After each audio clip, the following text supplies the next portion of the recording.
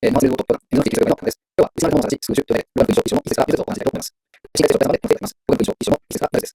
私たちまですでに確信されているというのが、初めからも公認され、業界最後の中では、私たちに伝えたその通りを、報道が記事を見て、やりと、すでに公認されますので、そうです。私もそれらのことを初めから現実に伝えるんですが、あなたに順序で解決されるとお話しするということ。それによって、すでに強いられたことが正確な事実だということが理解されます。皆さん、この中でも本当にこれは信じているのかどうかはないでしょうか。信仰で同じに、聖書を本当にしない理由は、イエス・キリストは本当に救い主だか、信仰には確かな根拠があるのかと疑問を持つのではないでしょうか。その時、真正面から対応しているのがこの文章ではないでしょうか。この検証を得たのは、時代に人からの戻しです。彼はイエスの直接的な人物ではありません。しかし、目撃者から丁寧な話を聞き、綿密に調査し、順序で福音書を書きます。どうかございます。ルカ一章3節では、私の全てのことを私が綿密に調べていますと書かれています。最後は、これはそういう話ではない。確かな事実なのだとされることです。今日の文章が、ルカが伝えたこと、イエス・キリストのことが、私たちにどう報道しているかを見ていきたいと思います。ルカが伝えたこと、これは福音書の目的をはっきりと記しています。それはですが、それによってすでに教えられたことが正確な事実であることをよくわかっていただきたいと思います。と書かれています。信仰はなんとなく信じることではありません。ルカは調べ、確認し、証言をせ、確かな福音として聞いた話を歴史として記したのです。そしての記述が大きな教会のそれは全ての人に開かれた国ということです。イエス様は一般の教会ではありません。罪は貧しい人、女性、子供、社会が見せられていると、その中で目を開いた。つまり福音は自分には関係ないと思っていることを解かれているようです。イエス・キリストは何を言われるのか。ローマ文書全体を表す数字軸と思いが始まります。それはローマ文書19章1節です。それは人は失われたことを探して数回に来たのです。と書かれています。これがイエス・キリストが来られた時です。ローマ文書のザーカイというか、その数が19章1節から10節に書かれています。ペルサレムの最後は失われた人の救いです。主人公の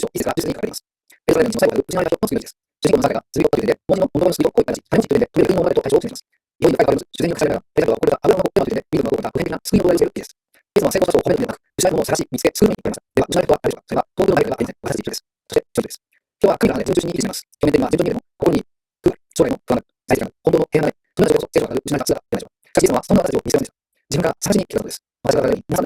救いの書かれているのに、この文章は失われたものを愛する主の姿が何度も描かれています。そして、最後には十字架にかかれました。それは私たちの罪を負うためだ。イエス様は私たちを責めるためではなく、救うために来られたのです。それはあなたのです。そして私のです。責めるためなく、救うためにイエス様が来られました。日常的な罪を犯し、罪を犯し、世の間違いをしなと思う人間が、イエス様は失われたものを探すために、そして救うために来られ